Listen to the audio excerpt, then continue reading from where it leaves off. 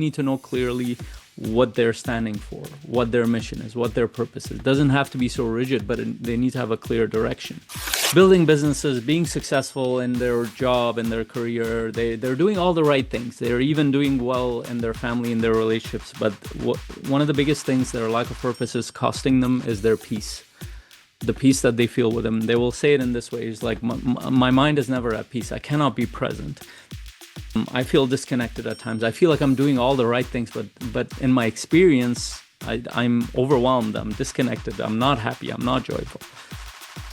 And the way I look at it is peace is the... Thank you for joining us here for this video. We've noticed that there are a certain percentage or a high percentage of our audience haven't subscribed to our channel. If you can please click on the button to subscribe to the channel, it will help us create more content. It will help us, which will help us reach more amazing people like you, to support them, to serve them.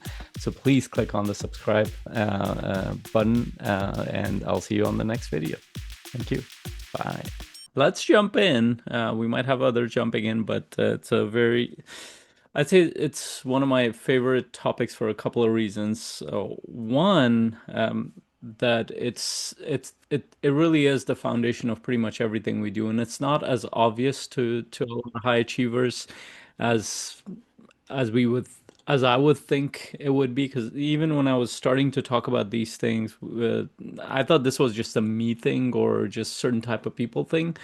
It was actually as a surprise for me when I would do these sessions. I would do these sessions on purpose, usually group in a community or in some place, and I would realize that most people hadn't thought about this in depth. And then later on, as I work with people more and more, we're not talking about average people. We're talking about leaders. We're talking about high achievers and different level leaders in their role, whether it's W2 or in business.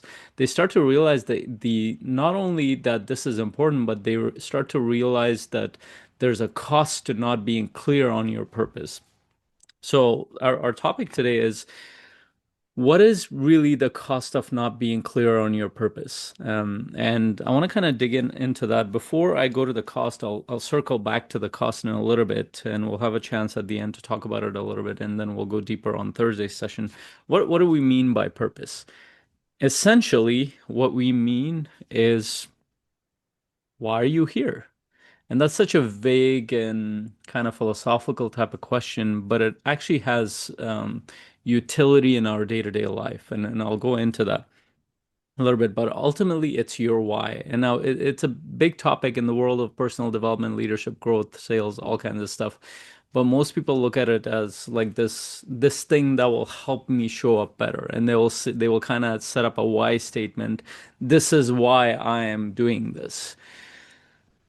The problem is that they're not applying it to their experience. It's sort of like an idea that sounds good and it feels good in the moment, but they're not really applying it to their experience. So here's what I mean. So I've had a couple of actually many clients, but a couple of clients that come to mind where we've sat down and they've shared a version of this where, you know what, I'm doing all this stuff. I'm excited to do this. I'm building a business, or I'm kind of providing for my family, or I'm leaving a legacy, whatever they might say. But when I'm sitting down to do the work, I tend to procrastinate. I tend to get disconnected. I tend to not do the work, and I get focused on comfortable things. And they don't always connect the dots, but as we go kind of a little bit deeper into that, you find out that they actually don't, their nervous system doesn't remember why they're doing a lot of that stuff. They kind of mentally know it, but when they do the work, their mind doesn't cooperate. And ultimately, we'll talk about the real cost behind it, what happens and the effects of it, the symptoms behind it. But I want to kind of break down purpose into a couple of different things. One is the existential purpose that a lot of people are very vague on. And this is the one where human beings have been asking this question for thousands of years. Why am I here? Where am I going? What are we doing as a species here? What are we doing as an individual? Like, that's very at the high level existential type of thing, but I really think that that has value in the person's life, not because they'll figure out this is my purpose, this is what God or universe, or this is what I know my purpose to be. That's not as important as exploring the question of that. And we'll get to that why that's important in a little bit. But that's the one that scares a lot of people. Well, I don't know what my purpose is. I'm just here doing my stuff. But the one that's more important as a starting point is the day-to-day purpose, which tends to be within your roles. And that is, what is your purpose in your role, for example, as a husband, as a parent, as a business owner, as a human being living day to day? Not in the existential sense, but in the moment by moment, day to day. And we're gonna go much deeper into this on Thursday, but I want you to think about those two things. The existential is just as important because that connects to your story, that connects to your deeper faith or beliefs, that connects to your deeper experience. The day-to-day purpose connects to how you show up in specific roles and do specific things and move specific projects forward. And also, it will help you lead a little bit better too. A lot better, I would say, because the leaders who tend to be aware of their purpose in a specific role and the purpose of the thing they're focusing on, they tend to be much better at directing people, delegating. They tend to be much better at getting people to do things without forcing them to do, because they tend to have a vision, they tend to have a story, they tend to have a strategy connected to the whole thing. Versus leaders who are kind of giving tasks and trying to micromanage people into either giving them more incentives or in the little things, or giving them a bunch of punishments. And usually what you end up with is a team, a set of people around you that will do bare minimum, but won't kind of do the bigger things that you're trying to do.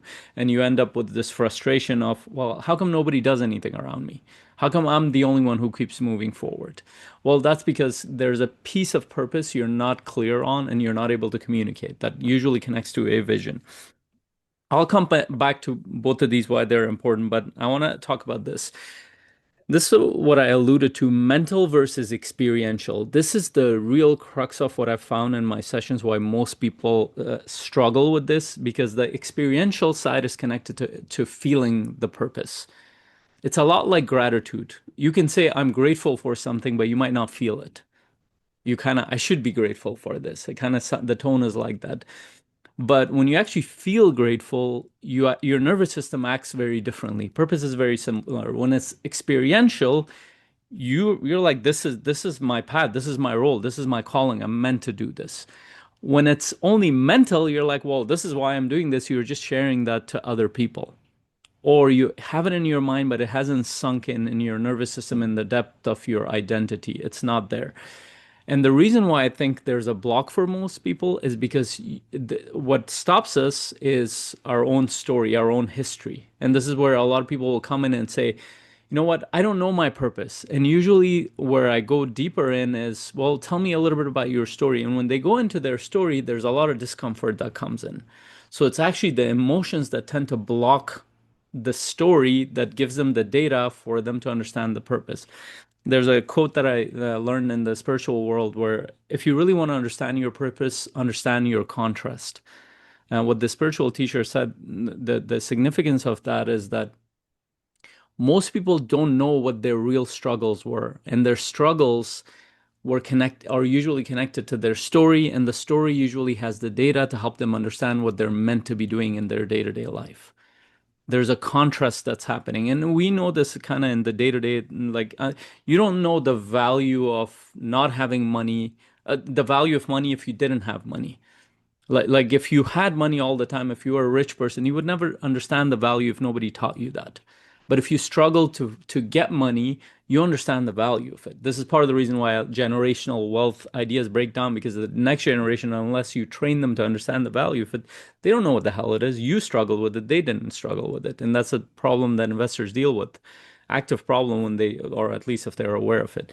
Or if it's something else that you never struggled with, you were just given, you take it for granted. Like a lot of people in the West, they take simple things for granted, like clean water. There are places on Earth where people don't have clean water. There's very little value to clean water. They take it for granted, and that's natural for every. I'm not saying this is something people are doing on purpose, but it's natural. If you never lacked any of it, you will not look at the value of it. And it's very similar when it comes to your story. Unless you see the lack or the struggle in your story, it's very hard to see what you're meant to be doing. And the reason why you're not going towards it because there's a huge amount of emotional discomfort to understand your story. And this is why I spend a huge amount of time getting people to connect to why are they doing certain things. And usually the things that matter to them is connected to their story, not because some other system or people tell them, oh, it's worthwhile to go towards this thing. It's worthwhile to build a family. It's worthwhile to build a business or some non-for-profit or whatever they're doing. None of those things are sustainable. If you really want to understand a purposeful human being, go go and understand their story. Ask them about their story. You will understand that they're very clear about why they came to that point, and they will tell you this is why I'm doing this. For example, for me, the reason why this is important for me because I personally struggled a lot with a lot of these things that we work through. I struggled with my own identity. I struggled with awareness. I struggled with addictions of all kinds. I struggled with the relationship. So I had to figure out each piece of it painfully to come to a point where I could reasonably take care of these things. And then I started to pass on some of these things to others. And I understood that everybody struggled to some degree, maybe not to the extreme that I did, but that gave me a set of tools, but also a purpose to help other people too. And I've connected it to my business. It doesn't have to be that. Some people do it as a not-for-profit. Some people do it as a hobby, as an interest. But that became a part of my purpose. But it's deeply connected to my story. If I didn't understand and I didn't feel the struggles that I went through, I wouldn't understand. I wouldn't be so determined to make this happen at a smaller scale and at a bigger scale. And that's what you find out is that your story is deeply interconnected with your purpose. But the thing that's probably stopping you is the discomfort to go deeper into it. Now, sometimes people have figured this out in therapy, sometimes in their own experience, sometimes it's a realization or a struggle they go through. But sometimes it just comes up because you're actually doing the work of figuring out what do I keep getting stuck here?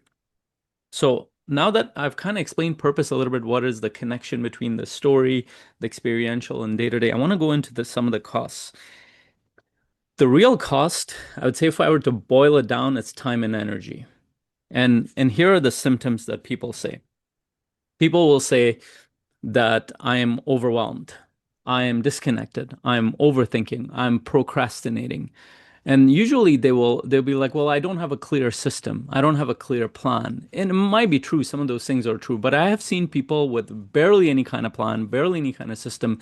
They have a very strong sense of purpose, conviction, direction. They can barrel through things that most people can't even dream of. They can put up with hardship, they can deal with uncertainties, they can deal with challenges that most people with a plan could not even dream of.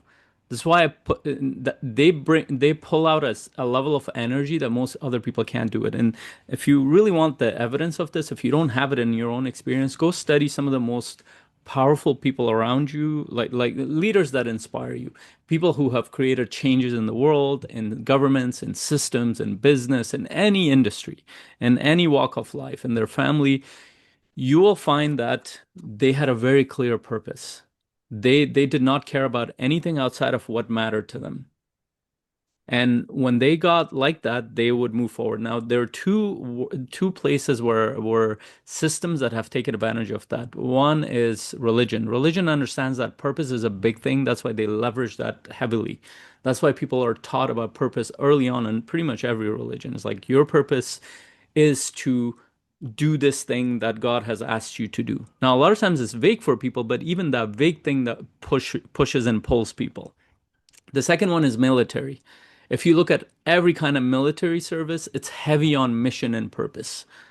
It's incredible, and this is why they're incredibly focused. They don't need to know every element. They need to know that they're protecting their people, their country, whatever the value might be. And both of those institutions are incredibly successful for specific reason. And this is why you also, when you go to companies that have a very clear purpose statement or a mission statement, they have a clear vision, they tend to have better outcomes on the dollar side. And here's the real effect of it. The effect of it is that when you don't have a clear purpose as a business owner, it has an effect on your bottom line, and you don't realize it because we usually connect it to other things like, oh, I don't have a clear system, I don't have the right people. But you're the one directing the people. You're the one who is getting people to build those systems. You're the one that's building the system. So why isn't it working? because you're not clear on your purpose as a leader, on your business's purpose, on where it's going long term, short term. And so what you end up with is overwhelm, disconnection, overthinking, procrastination. The other one is relationships. When we don't understand the purpose for our role in a specific relationship, we struggle. Whether that's a relationship as a husband, wife, that's a relationship in a different role. If you don't know what your purpose is there, you're going to constantly struggle. You end up with disconnection. And then you blame that on other people. Well, it might be other people, but there might be, you're not clear on what your role is, what the purpose of your role is. And this is also why in religions, they clarify roles very clearly. Like this is the husband's role, this is the wife's role, this is the citizen's role, this is a Christian's role. They try to clarify it as much as possible. They make it stupidly clear sometimes. Sometimes it's vague, but sometimes it's very clear. And then when somebody is part of that religion, they know what their role is. That's part of the reason when you go to the modern age, a lot of people don't know what the hell their purpose is. They're kind of floating everywhere, and so nothing gets done. This is one of the challenges with the new generation as well, is because they're not taught any specific doctrine. I'm not proposing people should be taught one thing or another, but at least they need to know clearly what they're standing for, what their mission is, what their purpose is. It doesn't have to be so rigid, but they need to have a clear direction. And finally, the biggest one that I constantly hear from, especially from high achievers, they will go towards building businesses, being successful in their job, in their career. They're doing all the right things. They're even doing well in their family, in their relationships. But one of the biggest things their lack of purpose is costing them is their peace, the peace that they feel with them. They will say it in this way: "It's like my mind is never at peace. I cannot be present. I feel disconnected at times. I feel like I'm doing all the right things, but in my experience, I'm overwhelmed. I'm disconnected. I'm not happy. I'm not joyful." And the way I look at it is peace is the ultimate experience of things. And I give a picture sometimes to high achievers that most high achievers live, if you were to get the imagery of ocean, they live at the surface of the ocean, which is where the waves are. And those waves are similar to your emotions. Most of them haven't dived deeper into the depth of the ocean. The depth of the ocean is where the real peace is. They constantly look for the joy and the peace on the surface, but that's variable. One day, one moment they're okay, the next moment they're overwhelmed, the next moment they're happy. Those are emotions, but we're talking about a deeper level of peace. Usually your peace is connected to a deeper sense of purpose, which connects to that existential purpose. And that's connected to your story. I know I'm throwing a lot of concepts here, but in my work in the past 10 years, I haven't seen one person yet who lives at peace with themselves, who has better quality of relationships, who builds better businesses, and they have all those things aligned. They have good relationships, they feel good on the inside, they feel connected to their life, and they're moving forward in the direction that matters to them. I haven't seen one person who doesn't have a clearer sense of purpose than most other people. Now, it doesn't have to be perfect, but they tend to be much more clear than most people around them. And then I've also seen the other side of it. The other side of it is that most of the time when I hear overwhelm, overstretched, disconnected, not present in their life, my area of leverage is actually usually purpose. I try to figure out not the whole thing, but pieces of it. I unravel pieces of it from them. I get them to figure out how do they think about their past? How do they think about their roles in relationships? How do they think about the world at large? How do they look at where their place is in the world? If they haven't kind of tackled those things, they can keep going towards more success, more money, and all better relationships, better house, better car. None of that will matter. And so what I'm getting everybody to think here is, what do you feel like you're really clear about your purpose, and do you understand the cost of it in your day-to-day life? Because once you understand the cost, you will understand, you know what, it's worth it to put in effort here.